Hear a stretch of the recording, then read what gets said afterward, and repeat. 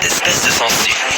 Elles peuvent être aussi petites que 15 mm de long ou aussi grandes que 45 cm, comme la sangsue géante de l'Amazone. Elles possèdent une ventouse aux deux extrémités de leur corps. L'une d'elles contient la bouche qui sécrète un étrange type de salive qui engourdit sa proie.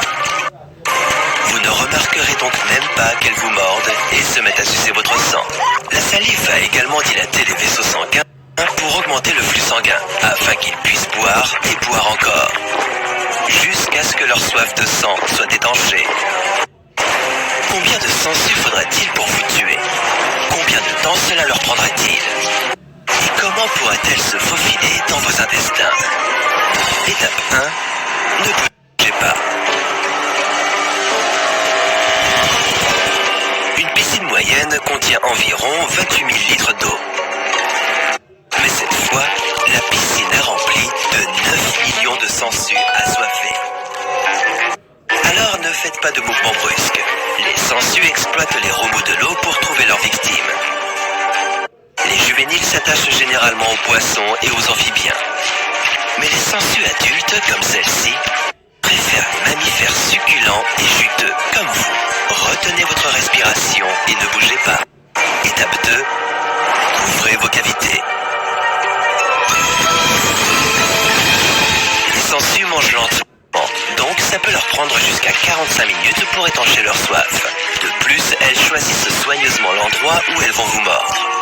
Généralement, elles ciblent l'aine, entre les orteils, les aisselles et les crevasses difficiles à repérer. Et n'oubliez pas que leur salive anesthésiante vous empêchera de sentir la morsure. Elles peuvent même se coincer dans votre bouche et vos narines, et vous étouffer. Alors, couvrez vos cavités et n'ouvrez pas la bouche. Étape 3. Faites le calcul. Un adulte humain a environ 5 litres de sang dans son corps. Une sangsue adulte boit entre 5 et 15 millilitres de sang par repas. Il faudrait plus de 300 de ces petits suceurs de sang pour vous vider. Mais les humains ne peuvent pas vivre après avoir perdu 40% de leur sang. Il suffirait donc d'environ 120 sangsues pour vous tuer. En 2008, en Turquie, un homme de 65 ans s'est précipité aux urgences en raison d'une hémorragie incontrôlable. Les médecins ont trouvé 130 morsures de sangsues sur tout le corps. Heureusement, l'homme a survécu après avoir reçu 8 unités de plasma congelé.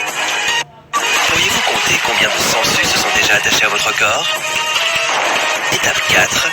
Ne les arrachez pas. Ne paniquez pas et n'essayez pas de les arracher alors qu'ils s'accrochent à votre peau. Cela pourrait vous blesser sérieusement. Les remèdes courants consistent à mettre du sel, du citron ou du feu sur elles pour les forcer à se détacher. Et cela les ferait vomir sur vous et pourrait vous infecter avec des bactéries. À la place, cherchez la bouche de la sangsue. Elle se trouve sur la partie la plus fine de son corps. Utilisez votre ongle, une carte de crédit ou un objet pointu et poussez doucement la bouche hors de votre corps. Ensuite, lavez la plaie et appliquez de l'alcool ou du peroxyde d'hydrogène pour éviter une infection. Étape 5. N'avalez pas d'eau.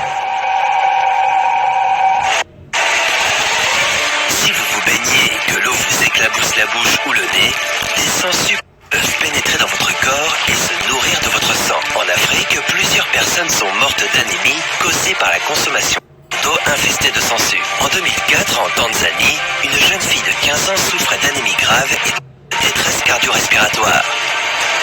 Après 3 jours à l'hôpital, elle a vomi et il en est sorti une petite sangsue. Les médecins ont conclu qu'elle avait bu de l'eau d'une source infestée de sangsues sans même s'en rendre compte.